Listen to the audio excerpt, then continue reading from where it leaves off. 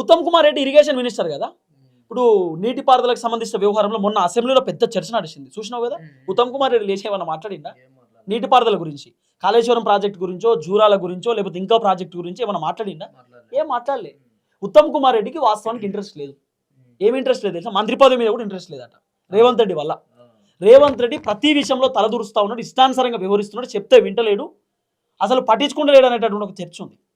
Revanth Reddy performance బాగాలేదనేటటువంటి ఒక చర్చ ఉంది. ఈ చర్చలో భాగంగానే ఉత్తమ్ కుమార్ రెడ్డికి కోమటిరెడ్డి వెంకటరెడ్డికి నచ్చలేదు.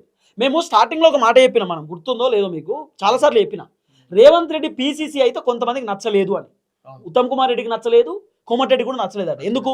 కోమటిరెడ్డి వెంకటరెడ్డి చాలాసార్లు చెప్పిండు ఆయనకి ఎట్లు ఇస్తారు పీసీసీ అని. మరి నిజమే కదా. రేవంత్ రెడ్డి టీడీపీ పార్టీ నుండి వచ్చినటువంటి వ్యక్తి, కాంగ్రెస్ లో పుట్టి పెరిగినటువంటి వ్యక్తులు ఉన్నారు, కాంగ్రెస్ సీనియర్ లీడర్లు ఉన్నారు. దాంతో పెద్ద సీనియర్ లీడర్లకు ఇప్పటిదాకా పీసీసీ పదవి లేదు. అందుకే కోమటిరెడ్డి మొన్న ఒక స్టేట్మెంట్ ఇచ్చాడు మీడియా చిట్చాట్లు. కాంగ్రెస్ పార్టీ మంత్రుల వెనకాల ఉంటారు కదా, మొన్న ఏదైతే మున్సిపల్ కార్పొరేషన్ ఎన్నికలు జరిగినాయి కదా, కాంగ్రెస్ పార్టీ మంత్రుల వెనకాల కొంతమంది లీడర్లు తిరుగుతారు కానీ వాళ్ళు మాకు పార్టీ టికెట్లు రావాలని అనుకుంటారు కదా, వాళ్ళకి టికెట్లు ఇవ్వలేదు రేవంత్ రెడ్డి. ఇవ్వలేదట, వేరే వాళ్ళకు ఇష్టానుసారంగా టికెట్లు ఇచ్చే కార్యక్రమం చేసిండు.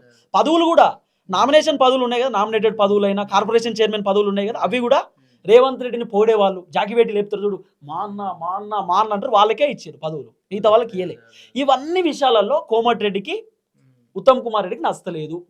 వీళ్ళు అందుకే సైలెన్స్ అయిపోతున్నారు, వీళ్ళు ఏం మాట్లాడతలేరు, మీటింగ్లో కూడా అటెండ్ అవుతలేరు. ఇక రేవంత్ రెడ్డి కూడా లైట్ తీసుకున్నాడు.